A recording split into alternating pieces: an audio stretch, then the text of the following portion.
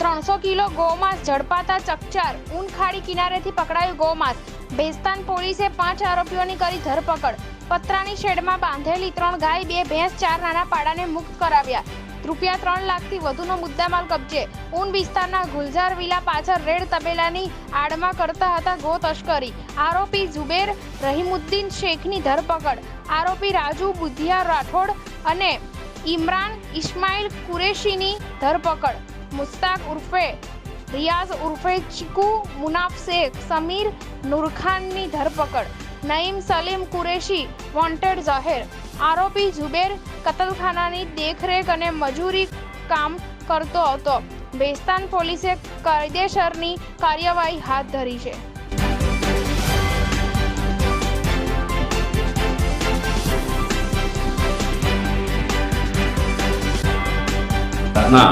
ગૌરક્ષકોને બાતમી મળેલી કે ભેસ્તાનના ઊન ખાડી વિસ્તારમાં ગુલઝાર વિલાની પાછળ એક ગાયની કતલ થઈ રહી છે।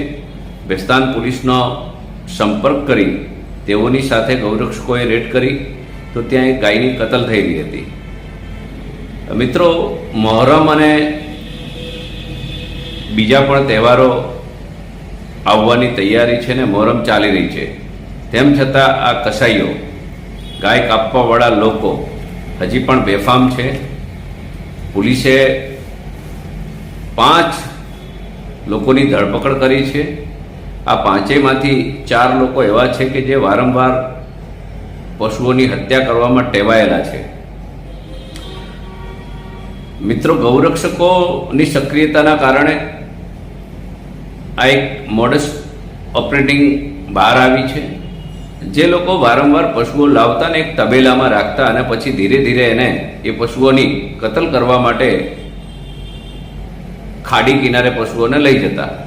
એટલે ભેસ્તાન પોલીસે અને ગૌરક્ષકોએ ખૂબ સારી કામગીરી કરી છે। આ જે લોકો છે એ વારંવાર આવા પશુઓ કાપવાથી ટેવાયેલા છે, એમના ઉપર પહેલાં પણ અગાઉ કેસો થયેલા છે।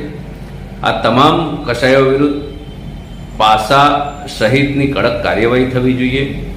એમની જે પ્રોપર્ટી છે એને પણ નાબૂદ કરવાની ખરેખર કડક રીતે કામગીરી કરે તો હું માનું છું કે જે સુરતની અંદર ખાસ કરીને ગૌ હત્યા થાય છે તેના પર પ્રતિબંધ આવશે। આમ પણ પોલીસ હમણાં તમામ જગ્યા પર દરોડા પાડી રહી છે, ખૂબ સક્રિયતા ગૌ હત્યાના મામલામાં દાખવી રહી છે। તો આમાં પણ ખૂબ કડક કાર્યવાહી થાય એવી તમામ ગૌરક્ષકો અપેક્ષા રાખે છે।